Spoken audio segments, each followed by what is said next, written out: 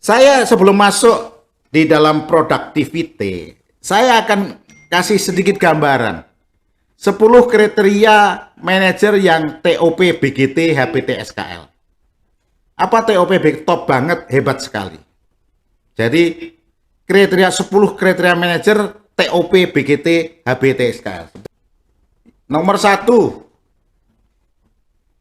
menjadi manajer bersedia bertanggung jawab terhadap keputusan yang diambil. Tips saja. Saya nggak mau jelaskan semua, saya mau baca aja. Jadi manajer yang top itu adalah bersedia bertanggung jawab terhadap keputusan yang diambil. Yang kedua adalah berani mengambil risiko. Berani mengambil risiko. Yang ketiga adalah tetap tenang dan stabil dalam tekanan. Kalau jadi manajer penuh dengan tekanan, tapi tetap tenang dan stabil meskipun tekanannya tinggi. Tetap nyaman di luar kemampuan teknis kita. Harus nyaman, meskipun kadang-kadang kita secara teknis kita, tapi kita harus nyaman. Kita pakai orang-orang ahli untuk bisa melakukan apa yang teknis ini kita tidak kuasai. Kelima, menghargai pekerjaan dan kontribusi orang lain. Keenam, menghargai pekerjaan dan kontribusi orang lain. Ketujuh, mampu meyakinkan orang lain. Kedelapan, memperlakukan pujian dan kritik secara seimbang. Kesembilan, memperlakukan pujian dan kritik secara seimbang. Saya ulang-ulang memang. Ya. Ini yang paling penting, energi. Kalau Anda energik, insya Allah semuanya akan jadi baik. Jadi ini tadi 10 kriteria. Nanti Anda baca sendiri. Nah, kalau kriteria ini bisa Anda lakukan, skill productivity ini akan bisa dilakukan dengan baik. Nah, di dalam bauran manajemen, salah satu skill yang harus kita pelajari adalah bagaimana meningkatkan productivity.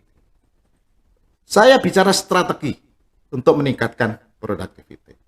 Nah, apa sih productivity? Productivity karyawan menjadi penting diperhatikan oleh perusahaan, terutama jika ingin goal yang ditentukan dapat dicapai dengan cepat. Tugas manajer harus mempunyai kemampuan menciptakan produktivitas yang tinggi setiap individu di tempat pekerjaan Anda, di lingkungan Anda. Nah, oleh sebab itu, bagaimana untuk bisa meningkatkan? Saya akan meng-highlight penyebab rendahnya produktivitas. Apa penyebab rendahnya produktivitas? Secara gamblang ada 4. Pertama, yang menyebabkan rendahnya produktivitas adalah manajemen yang buruk. Apa nomor 1? Manajemen yang buruk. Nomor 2 adalah sistemnya yang kuno. Sistemnya yang kuno.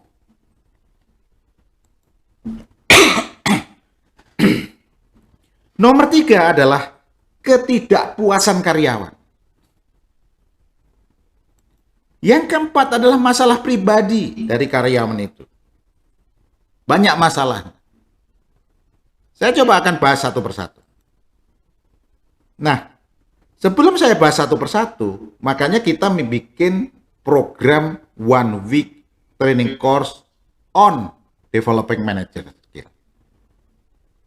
Apa tujuannya? Meningkatkan kemampuan manajerial, memperbaiki sifat profesionalisme, menyediakan perlengkapan manajer. Dengan apa? Untuk mencapai itu. Ini, teman-teman, pengetahuan. Dari hari Senin sampai kemarin, saya sudah sharing pengetahuan. Pengetahuan ini kalau nggak diimplementasikan, nggak akan jadi keterampilan. Tidak akan jadi pengalaman. Tidak akan jadi kemampuan. Dengan adanya pengetahuan yang diimplementasikan itu berapa waktu. Maaf.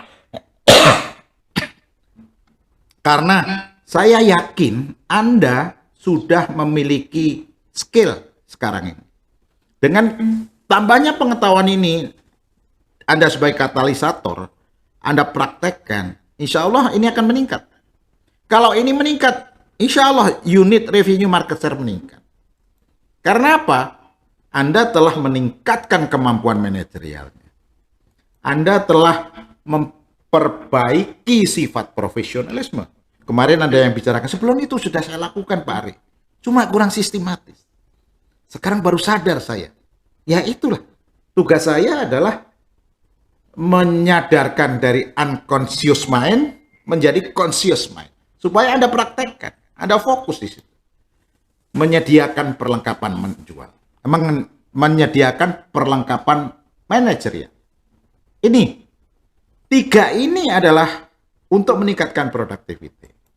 Nah, jika Anda tidak bisa menghilangkan hambatan-hambatan penyebab rendahnya productivity, Anda bukan manajer yang ideal.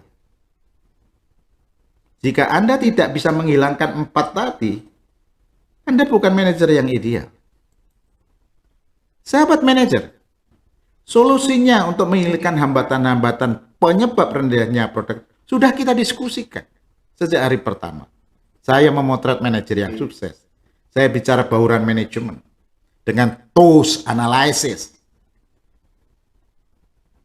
Nah, Anda harus berani menjadi agen perubahan. Kalau kita bicara manajemen yang buruk, apa yang harus Anda lakukan? Strateginya adalah lakukan analisa TOS. Kemudian buat planning untuk membuat yang lebih efisien dan lebih efektif. Yang kedua, manajemen yang buruk bisa ditangani dengan buatlah people development program untuk memastikan anak buah Anda mengerjakan tugas dengan sempurna. Ini kuncinya, udah kita pelajari kemarin. Bagaimana untuk meningkatkan produktivitas. Dari segi manajemen yang buruk. Karena cara pandang Anda sebagai manajer sudah berubah sekarang. Kemarin sejak hari pertama, kita sudah bicara bahwa manajer melakukan aksi manajemen. Aksi manajemennya apa? Melakukan proses bisnis melalui orang lain dengan mensupervisi untuk mencapai tujuan perusahaan. Dengan apa? Efisien terkait cara melakukan pekerjaan. Efektif terkait hasil melakukan pekerjaan. Ini sudah kita pelajari. Anda sudah punya alat-alat manajerialnya. Kembali lagi kepada definisi. Manajer adalah orang yang memiliki tugas, kewajiban, dan tanggung jawab. Mengelola sumber-sumber dan tugas untuk mencapai tujuan organisasi. Manajer orang yang memiliki tugas, kewajiban, dan tanggung jawab mengelola sumber-sumber dan tugas tujuan organisasi. Apa yang dikelola? 6M. Bagaimana mengelola 6M? Supaya tahu. Lakukanlah TOS analysis. Ini sudah kita diskusikan dalam 3 hari ini. Manajer melakukan aksi manajemen adalah untuk apa? Untuk memperbaiki manajemen. Manajemen adalah proses memutuskan, mengelola dengan sumber-sumber 6M, sumber daya. Sumber dayanya dilihat. Di dalam bauran manajemen kita sudah bicarakan dengan TOS analis.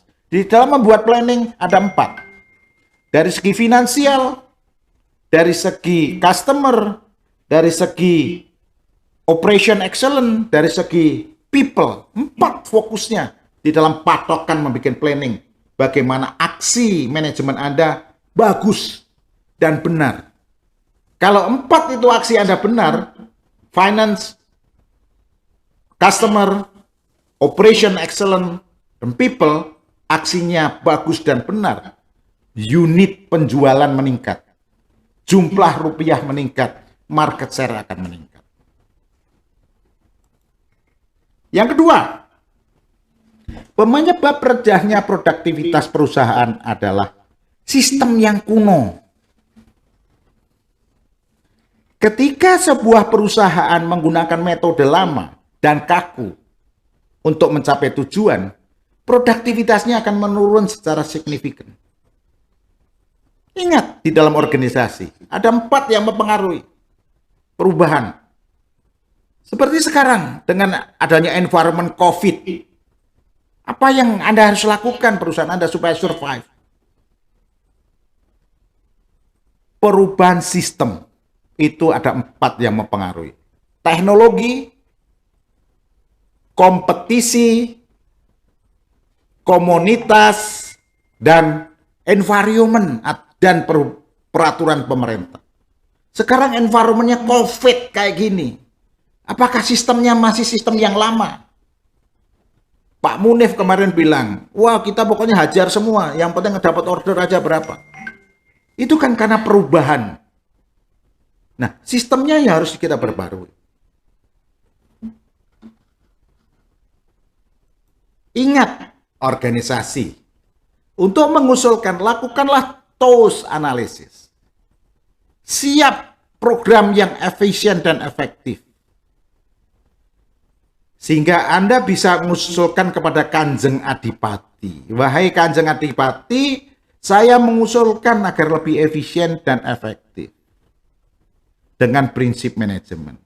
Prinsip manajemen ini bisa dibikin kalau Anda sudah melakukan TOS analysis.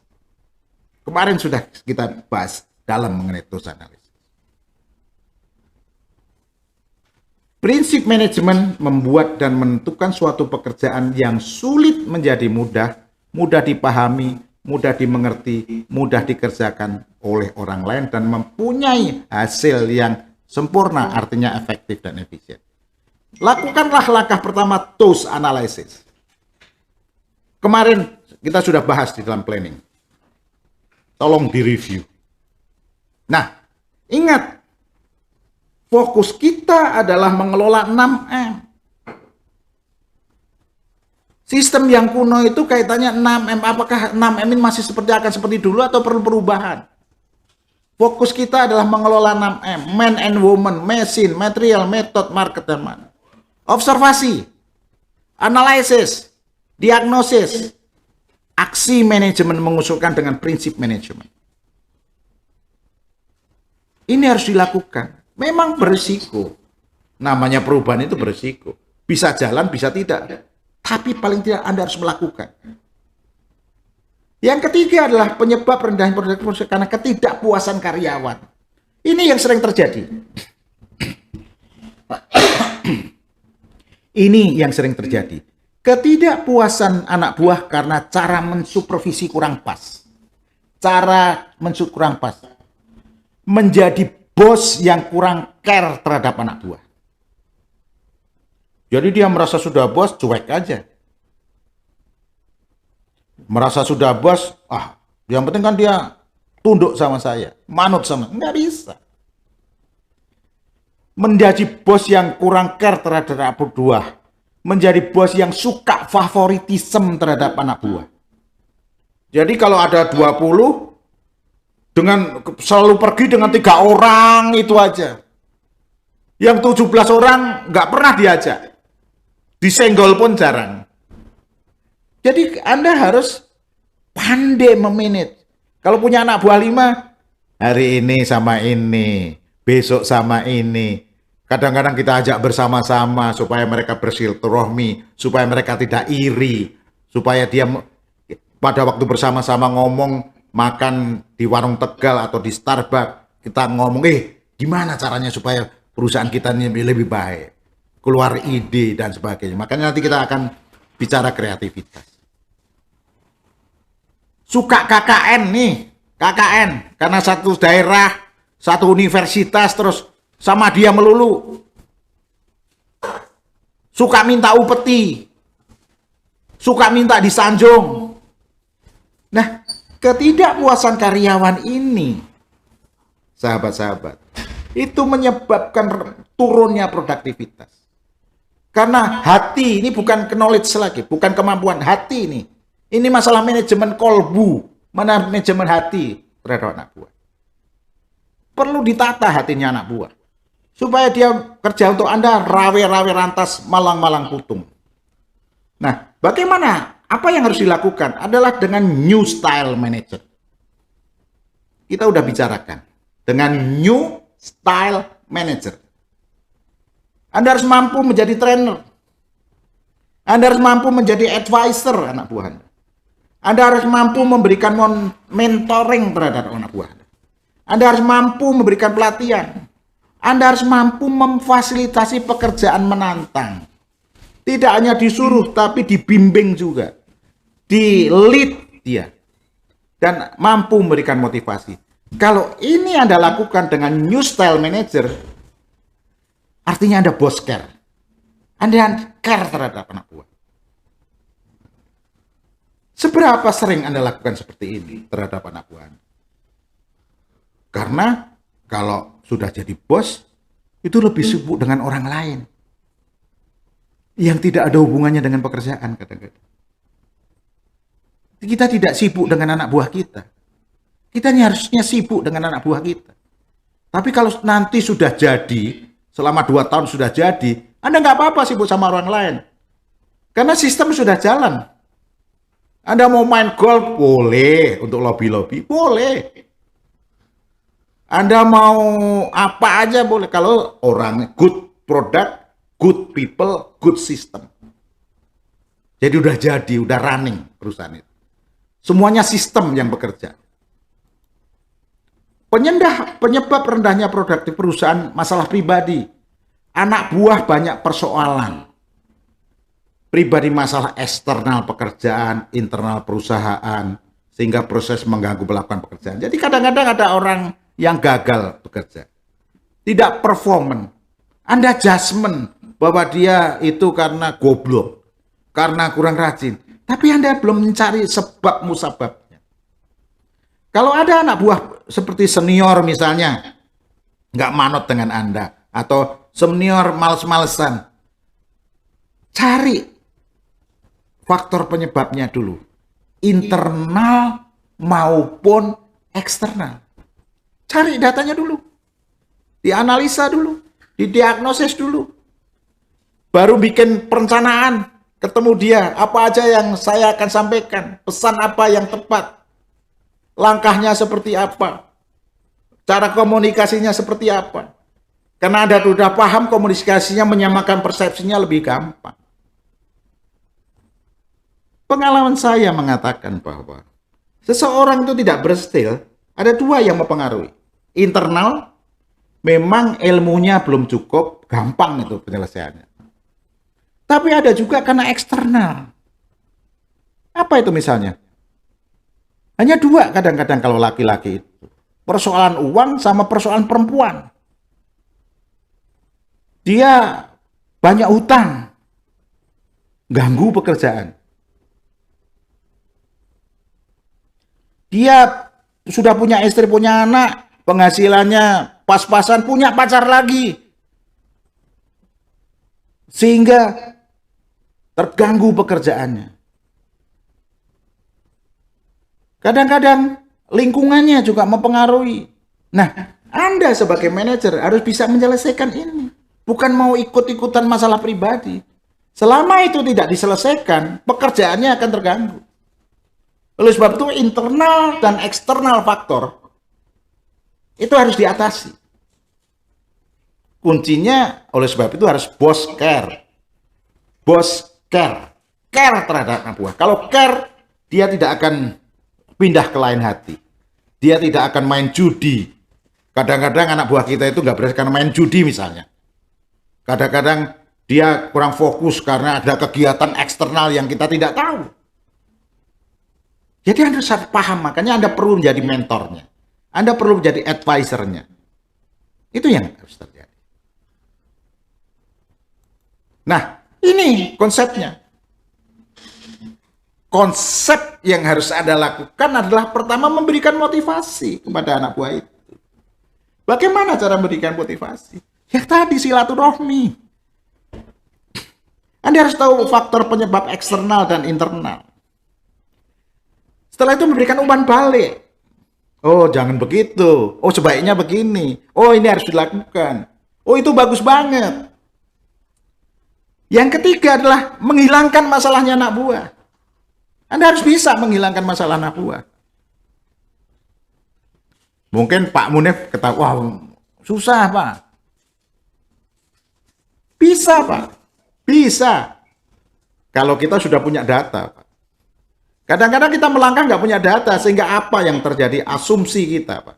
Oh nanti nggak enak sama dia. Karena kita kadang-kadang baperan. Kalau masalahnya gini Pak, ini persis Apa banget. Pak? Langsung diskusi nggak apa-apa? Saya punya anak buah, memang di akhir-akhir ini terlihat produktivitasnya sangat menurun. Ya saya gali dari hati ke hati. Ternyata memang ada masalah di keluarganya. Ada 2 orang, yang satu istrinya banyak hutang tanpa izin ke dia, pinjem uang, terus akhirnya tagihnya akhirnya ke dia. Nah, saya sebagai manajer kan tentu memang ya harus care kayak gitu. Cuma untuk menyelesaikan masalahnya ini kan tidak mudah, Pak. Paling saya membantu mengusahakan untuk itu hutang ditutup dengan pinjaman dari kantor, kamu tutup hutang istri-istri kamu. Paling itu, Pak. Iya. Tapi problemnya nggak bisa berhenti, Pak. Artinya si istri, karena problemnya sebenarnya bukan di karyawan saya, tapi di istrinya kayak gitu. Istrinya pinjam lagi, hutang lagi, seperti itu. Saya sekali bisa begitu menyelesaikan dengan cara menutup hutang lewat pinjaman kantor, nanti dipotong gaji atau seperti itu. Tapi itu nggak menyelesaikan masalah, karena akhirnya ini karyawan saya berantem terus sama istrinya, datang ke kantor dengan kondisi suntuk kayak gitu, nggak seperti apa gitu. Saya paling ya udah ngadepin istri kamu harus sabar seperti ini, paling seperti itu Pak. Cuma masalah nggak istilahnya nggak bisa saya atasi. Paham Pak?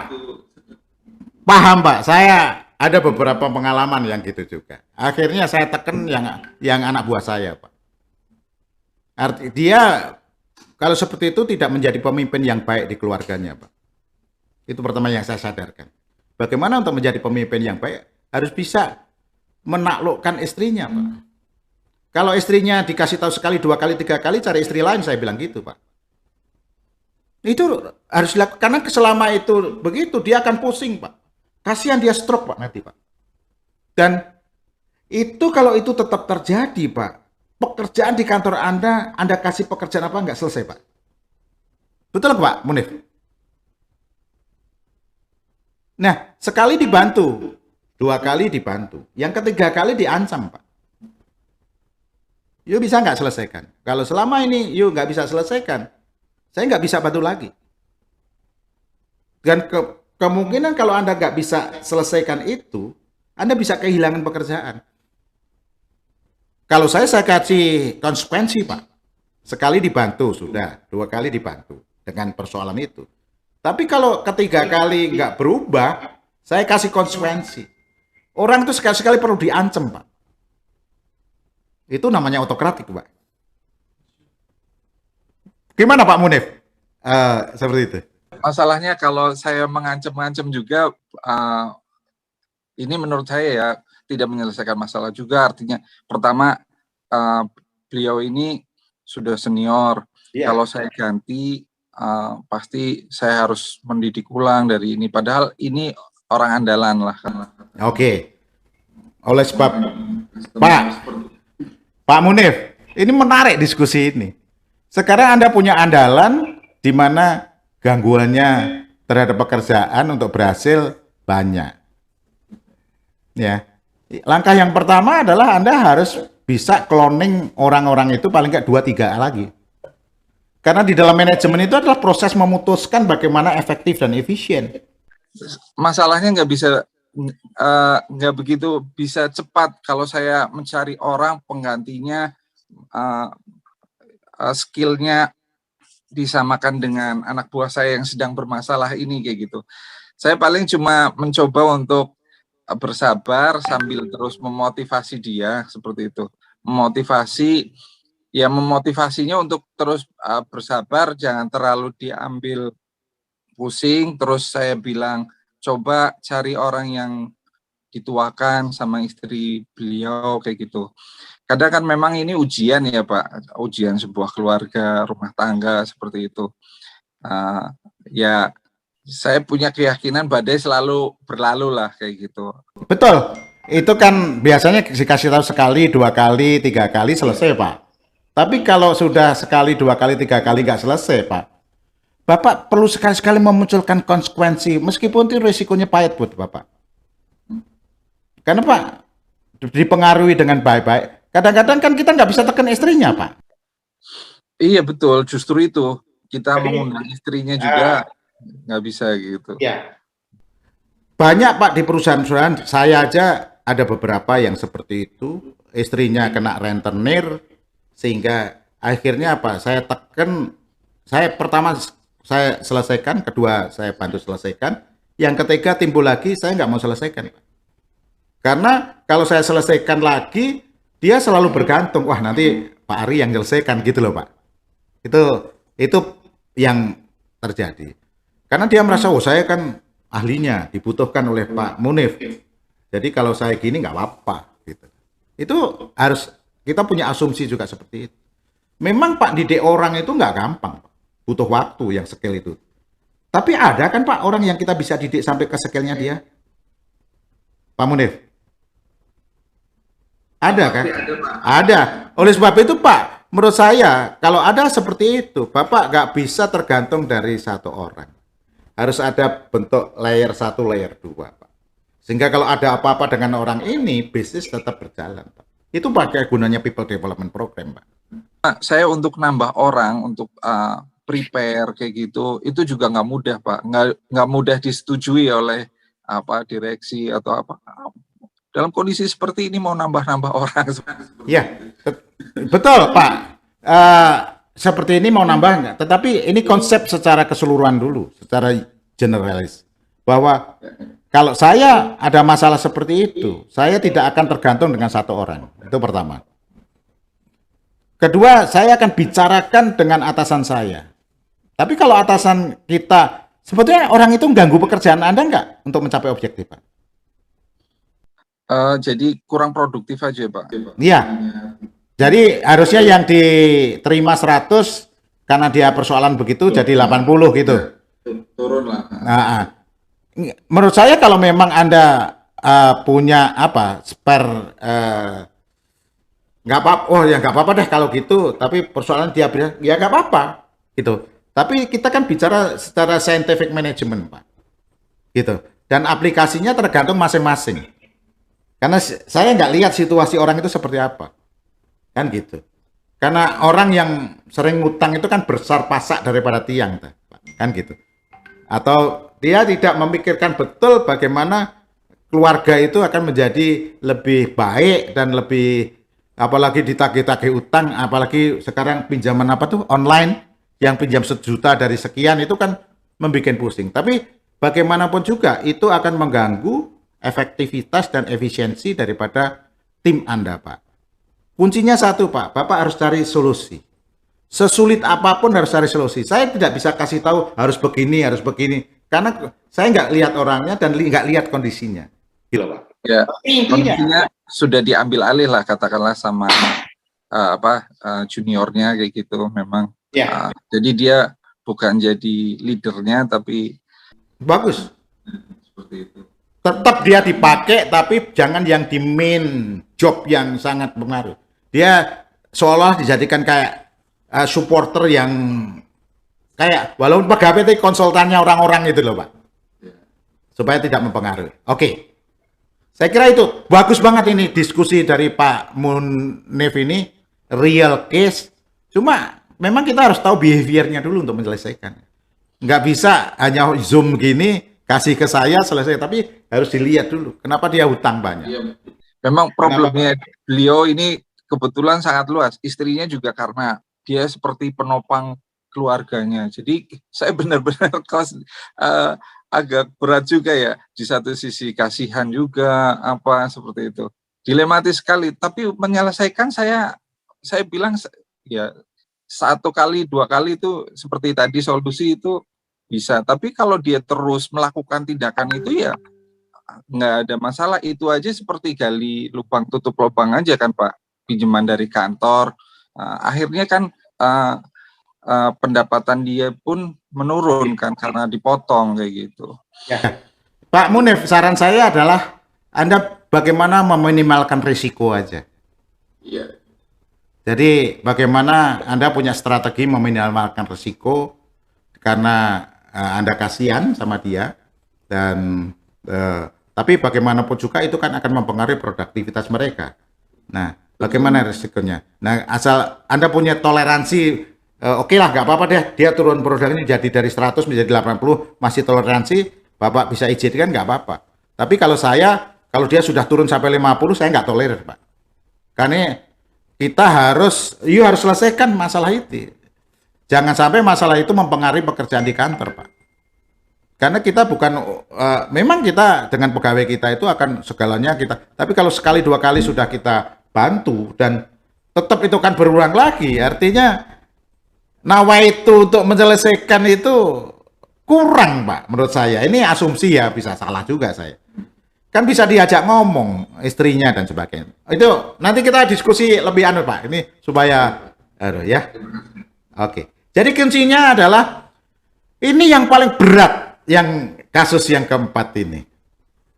Tapi konsepnya adalah dengan memberikan motivasi, memberikan umpan balik, tadi umpan balik Pak Munif, dan menyelesaikan masalah. Itu yang harus dilakukan. Ini gambaran scientific management.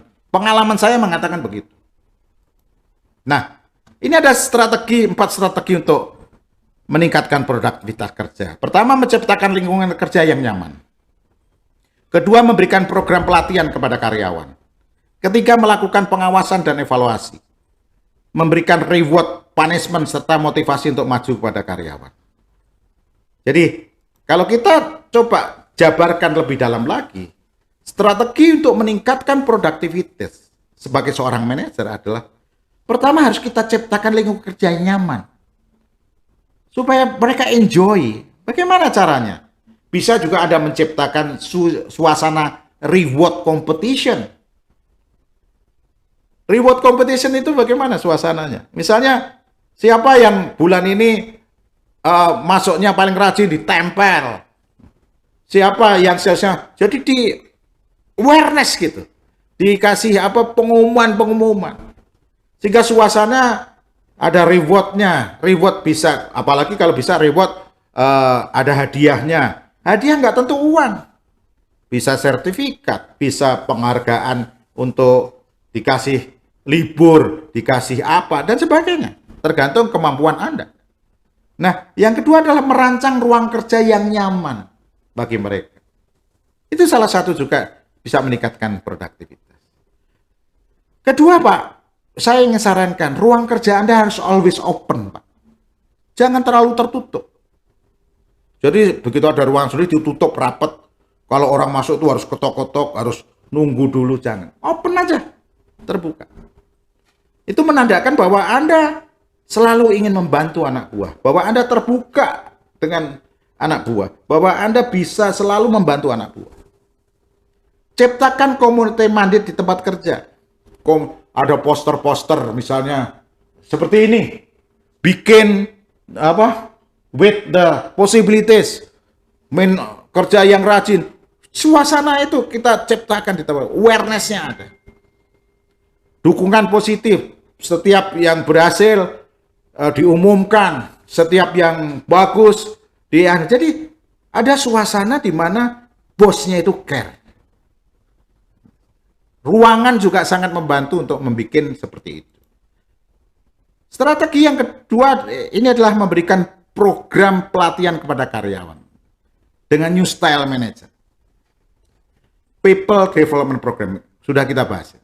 Nah ini, kalau Anda bisa lakukan ini, bos care, insya Allah produktivitasnya akan meningkat. Karena Anda dekat betul dengan anak buah. Anda tahu persis persoalan anak buah. Anda tahu persis kekuatan anak buah.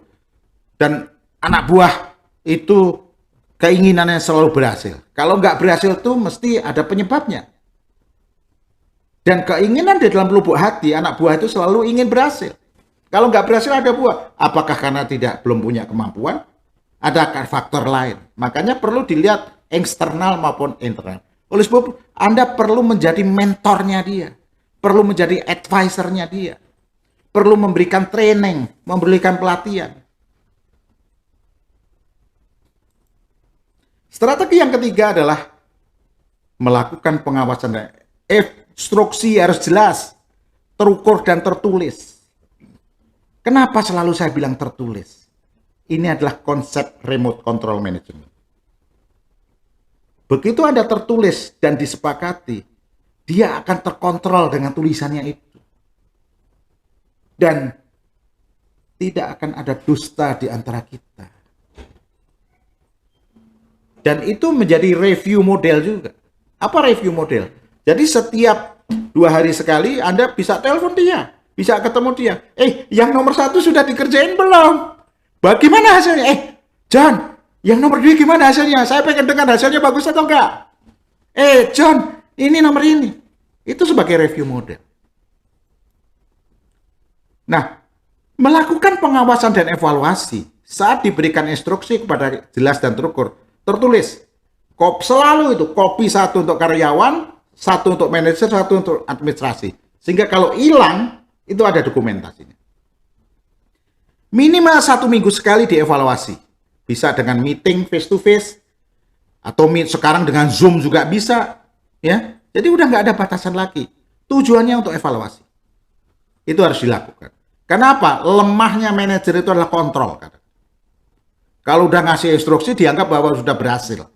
Kalau sudah ngasih perintah, sudah dijalankan, belum tentu.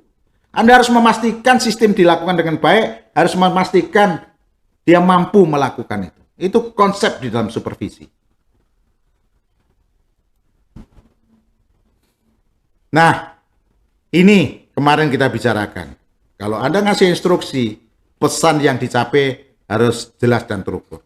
Tahapan penyampaiannya. Proses berkomunikasinya. Paham dulu baru kasih tahu orang. Filosofinya. Sehingga persepsi ini bisa terbentuk dengan sempurna. Dibuat tertulis instruksi, 1 kopi untuk Anda, 1 kopi untuk anak buah Anda, 1 kopi disimpan administrasi file. Konsep remote control management. Strategi yang keempat, memberikan reward and punishment yang jelas kepada anak buah Anda. Tentukan dan sepakati bersama kriteria reward dan punishment. Jadi pada waktu mikir reward punishment, ayo dibicarakan, didiskusikan apa yang bagus, apa yang enggak. Tempel di tembok kalau perlu.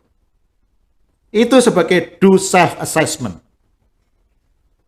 Di copy dia, dibikin awareness. Dari tidak tahu menjadi tahu, tahu menjadi kenal, kenal menjadi coba. Coba menjadi lakukan. Itu konsep yang harus dilakukan. Nah, saya ingin tambahin juga, sahabat-sahabat. Sebagai seorang manajer Anda harus punya keahlian dan kemampuan untuk manajemen waktu. Manajemen meeting. Kemarin saya usulkan, meeting itu nggak boleh lama-lama, maksimal 1 jam. Yang penting persiapannya. Kurang 2 hari, 3 hari, kasih undangan, apa yang akan dibicarakan. Anda akan minta usulan seperti apa. Sampaikan terlebih dahulu. Dan pada waktu meeting sejam, mereka yang suruh banyak bicara dulu. Jangan Anda yang banyak bicara. Mereka banyak bicara, usulannya apa? Catat. Itu akan menimbulkan ide. Ya, yang ini manajemen keuangan pribadi. Saya pengen tambahkan. Jangan sekali-sekali jadi bos, utang anak buah. Utang. Nanti anak buah akan bilang begini. Manajemen diri sendiri aja nggak bisa. Utang-utang. Apalagi suruh manage perusahaan. Ini, jangan sekali-sekali manajemen utang sama anak buah. Gaji kita kan lebih gede dari anak buah. Kenapa kita utang sama mereka? Artinya kita nggak bisa manage. Kalau manage keuangan kita nggak bisa, bagaimana manage perusahaan?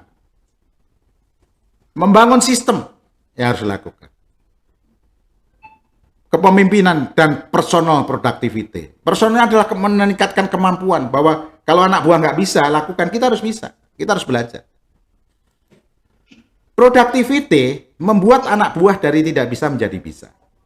Membuat anak buah yang biasa-biasa mempunyai kemampuan luar biasa. Anak buah yang nobody menjadi somebody. Bangun dengan new style manager. Anda harus mampu menjadi trainer. Mampu menjadi trainer artinya apa? Paham dulu baru kasih tahu. Ahli dulu baru ngajarin. Mampu menjadi advisor. Kalau paham dulu artinya apa? Bisa menjadi advisor. Kalau ahli dulu, bisa ngajari advisor. Bisa menjadi mentor. Kenapa? Paham, ahli. Bisa ngasih training, pelatihan. Karena apa? Paham, ahli. Bisa memfasilitasi apa? Karena mampu menjadi trainer, paham dan ahli. Dan bisa memberikan motivasi. Itu konsepnya. Nah, untuk zaman now itu new style manager. Syaratnya hanya 2. Memahami dengan sempurna terlebih dahulu, baru memberikan orang lain. Menjadi ahli dulu, baru bisa ngajarin anak buah. Ini untuk meningkatkan produktivitas. Hanya dengan 2 konsep ini, Anda mampu meningkatkan produktivitas anak buah Anda. Konsepnya apa? Memahami dengan sempurna terlebih dahulu, baru memberitahu orang lain. Menjadi ahli dulu, baru bisa ngajarin anak buah. Penyelesaiannya adalah 3 hal. Memberi motivasi, memberikan umpan balik, menyelesaikan masalahnya anak buah. Kadang-kadang kita nggak bisa menyelesaikan masalah anak buah seperti kasus Pak Munir tadi. Tapi resikonya harus dikurangi. Harus cari alternatif solusinya harus. Makanya butuh kreativitas.